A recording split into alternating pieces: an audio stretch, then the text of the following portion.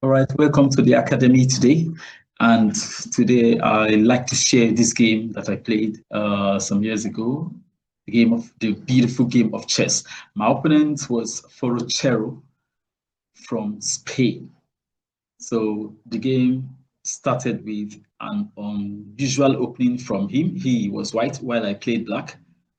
So he played, wow, F4.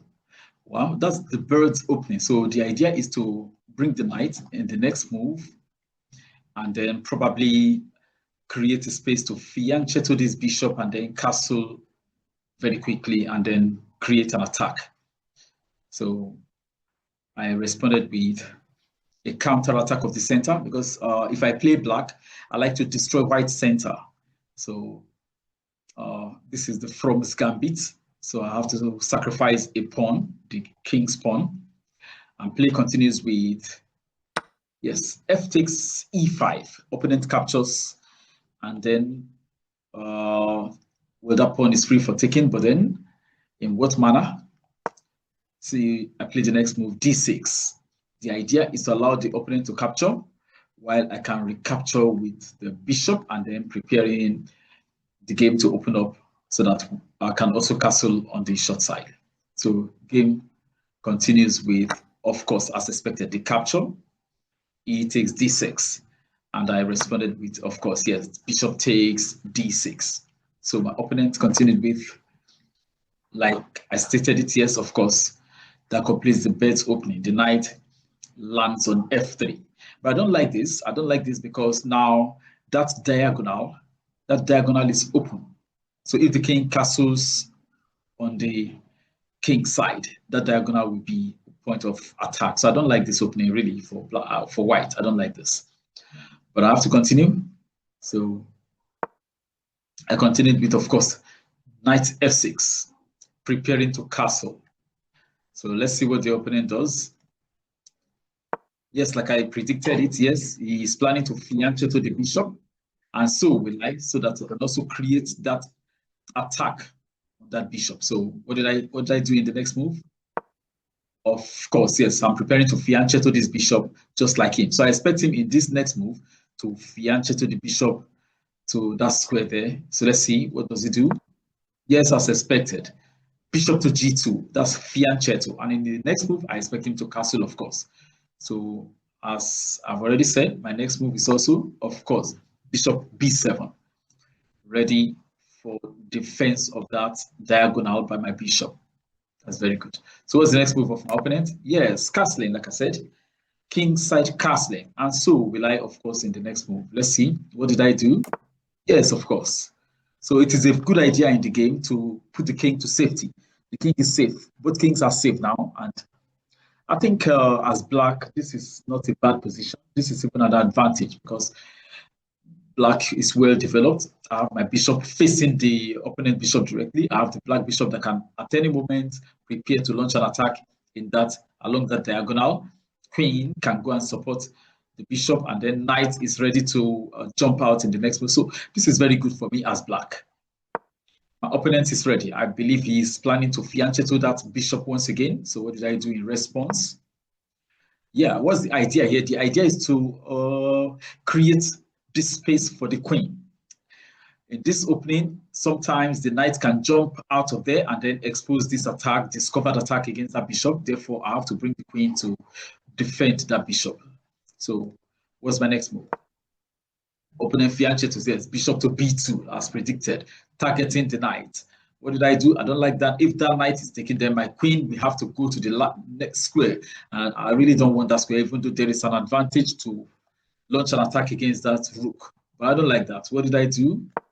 Of course, knight on b square to d7, defending the knight. So let's see.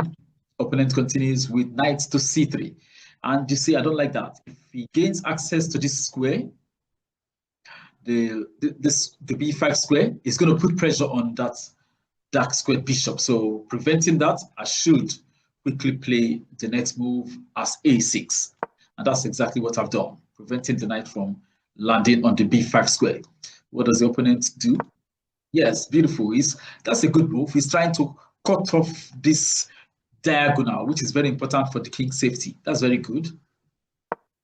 And now, as said earlier, bishop is defended by the queen, and then there is a battery already, bishop and the queen, ready for any opening on that side. Let's see. Oh, beautiful. Now, what's the idea? I think he's planning to reroute this knight on that square. That's a beautiful square. That f4 square. The knight will be ready to launch an attack in different directions from that square. That's a very good square for the knight, if that's the plan. So, and yeah, that's a passive move. At the same time, in this opening where the bishops are fianchetted, I like the maneuver. Knight comes to h7, and from there, knight goes to g5. And ultimately, I'm targeting delivering a checkmate through that h3 square. So let's see what the opponent does next move. Queen. I don't appreciate that word. And then as the knight begins the maneuver, he's going that way. Yes. So what's the next move? Oh, knight to h4. And I responded with threatening to capture the knight now.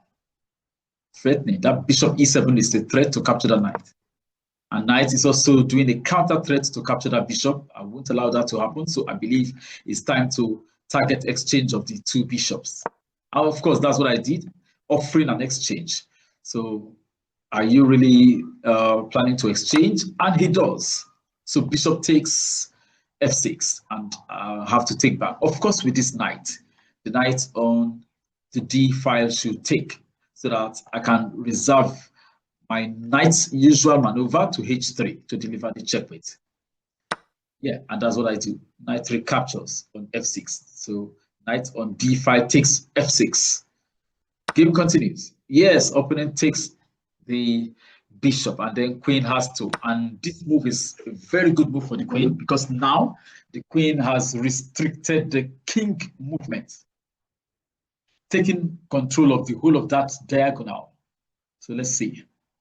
With the maneuver, knight going to g5, and from there, going to h3, leaves the king without an option. So there will be no defense. It's going to be an outright checkmate. And that's the idea in this gameplay.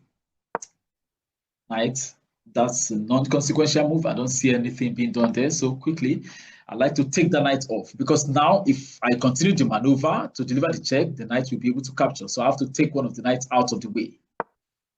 And of course, knight snapped off. Knight takes f4. The queen takes back on f4. And now the maneuver. Yes, that's the target. That's the target. The knight is planning h3 to take both the king and the queen. And that's why that's a good defense. The queen quickly defends that square. So now here comes the series of moves to end the game.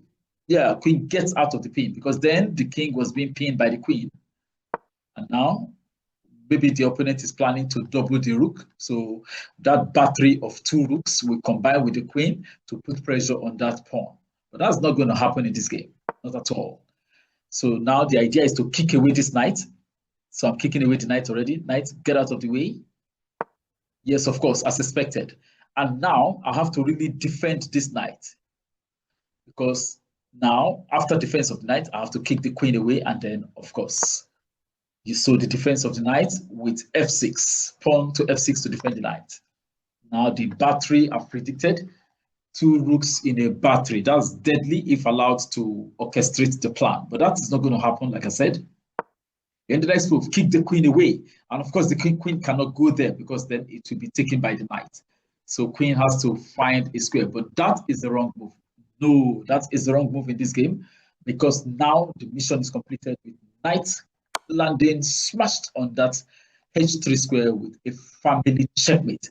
Knight takes the queen in the checkmate. Knight hits the queen. Knight takes the rook. So in this game, knight hits the king in a checkmate, hits the queen, and hits one rook. This is a very rare occurrence in the game of chess. It's called the family checkmate. I hope you enjoyed this game. So please like, subscribe, and follow this channel for more chess games. The idea is to learn chess together. Thank you for being part of this session. Until I see you in the next session, I'm your special chess coach, and my name is Temple AK. Bye for now.